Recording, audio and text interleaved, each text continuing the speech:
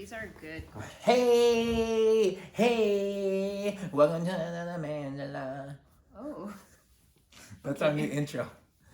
Hey, welcome to another Manjelah. Okay, so we decided to do these Manjelahs where we ask ourselves questions off the internet. Like, these are really good questions, and Really good ones. the reason we want to do it is because we haven't asked ourselves these questions. So I want to hear answers and to get to know each other better, and so that you guys can get to know us better. And ask these questions with your spouses or significant others or whoever to get to know each other better. This is all about relationship building.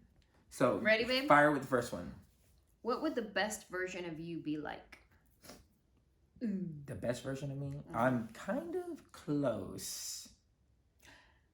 Ew! Okay. Should I answer this for you then? The best version of me would be a more patient. Even though I'm hella patient, I admit I'm hella patient. But if I could not get annoyed with things. Oh, okay. So not expect you, if the version of me that didn't expect you to be like me. And then the version of me that I don't know, what else do I feel is wrong? There's a lot of things I feel is wrong with me, but I feel like good about it. Like I feel like I'm working towards them. So the best version of me, I don't know. Right. That's such a big question. The best version of me Patient, not annoyed with would be not defensive. Would like to read. Oh, we're doing that too? Yeah. Audiobooks has helped in that. The best version of me would be more adventurous. Ooh, no stomach problems. Am I allowed to say that? Yeah. Yeah, no stomach problems. Better immune system. More, what's it called? Where I care more about you than me? Less selfish. Yeah, less selfish. You want to be less selfish. Less selfish. Yeah. That's funny. Okay, next question. Okay. What life experiences did you miss out on? I'll go first. Okay. I said having sex because Yeah. I saved my sexual intercourse for marriage, like a good Christian girl, and have spent a lot of time detoxing from purity culture. But there's part of me that wishes I just lived my life. And sure, I would have opened myself up to possible STDs, pregnancies, heartbreaks, all kinds of stuff, dangerous situations, whatever. But then part of me is like, I kind of wish I just lived, experienced more sexual things before getting married. Mm-hmm. I could change that opinion though. Like I could change that in a couple years, but where I am at now, I feel like I kind of wish I just, hoed out a little bit. You know what I'm saying? We had this question in one of our podcasts about if you ended up losing your significant other or divorced or whatever, would you have sex before marriage again? And I think we all were like, yep, 100%. You would have sex with your significant other again to make sure that shit works. What did I miss out on? I would only say traveling sooner. Like, so I traveled a lot for work because I was touring. But I kind of wish like I lived in different places while I was still single. You know? Mm. Like posted up in Oklahoma for 6 months. Poke it up in What? New York. That's where you pick Oklahoma? Yeah, okay, here's why though. Because I did a show at ORU. And there were so many fly chicks at ORU that I was like, did y'all just import a whole bunch of hot chicks? And so I was like, damn. I wish I traveled more. Like if I could live somewhere Oklahoma. else. Yo. Oklahoma? Crazy hot chicks at ORU.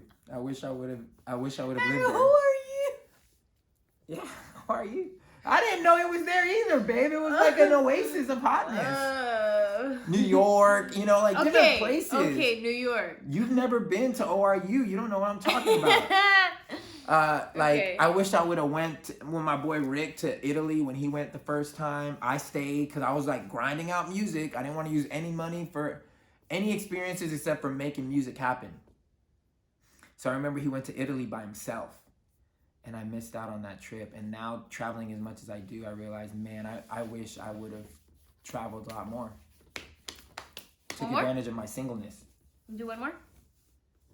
Do a couple more. Oh, okay. What musical instrument do you wish you could play? Oh the my guitar. God, all of them. You have to pick one. But it doesn't matter if I could play if I can't sing. What musical instrument? Piano. Everything sounds from the piano. Yeah. Piano's a good one. Ooh. But Everything's- I think guitar. I like guitar. You'd be hot playing guitar. I know. Let's see. Are you happy with the people you surround yourself with? Why or why not? 100%. Yes. I used to surround myself. I used to waste time on people, and I don't mean like they were a waste of time. I mean like the relationship was a waste of time because it wasn't a mutually satisfying situation. So I would spend a lot of time on people that wanted time from me, but that I knew weren't going to be in my life as a lifer. There's certain people that are just seasoned people that it's okay to spend time on them, but don't go overboard because these people ain't going to be in your life. And I did a lot of that. I was a big people pleaser, trying to please everybody. You were? Mm-hmm. Oh, I can see that a little bit. Yeah, just trying to please everybody, trying to make sure that everybody liked me. And then I got hip to the game and it was like, I'm going to have a handful of people that I really rock with. That's it. So don't waste time on any of these other people. I say yes. Very happy with the people I surround myself with because that is intentional. Yes. We did that on purpose. Why we like crackheads right now? We're like... I know. Yeah, you know why? I know why for me. Because these pants are so soft. Yeah, these are too. That's why we keep touching them. Sorry, we look like crackheads right now. Go back to focus. But they're super soft. And we're super happy with who we have in our life now because it is intentional. It's intentional. It's intentional. What's that I don't know if you know that song. Yeah, God's intentional, something like that. You know the song. I prayed to God for my community, my safe circle, people that you just organically vibe with and connect with, and you feel safe with them. You can count on them.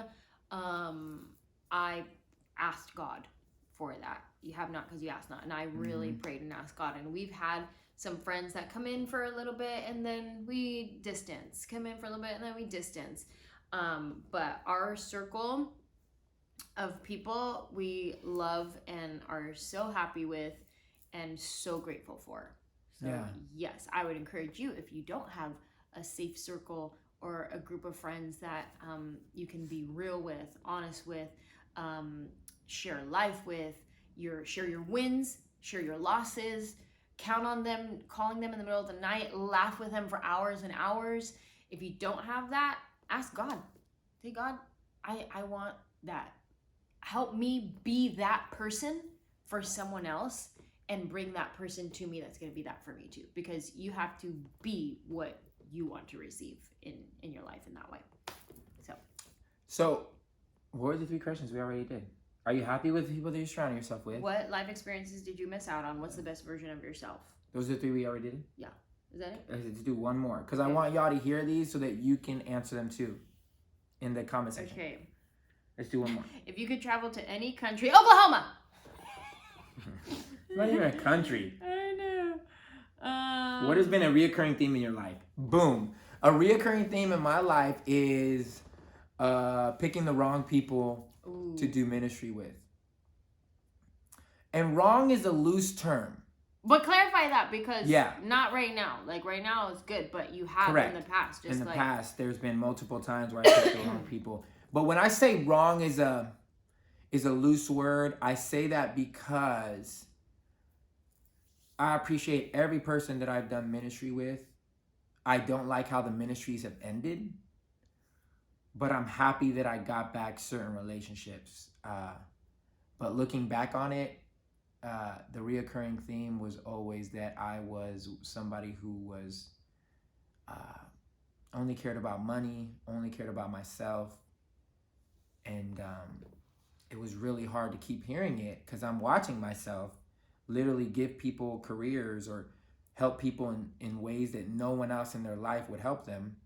And those same people are telling me that all I care about is myself, and I just care about money, and I just care about this and that. And so that's been a reoccurring theme in my life that I fought hard to never believe, no matter how many people said it, because I knew where my heart was, and I knew the people that knew me knew that I would give my shirt off my back for them.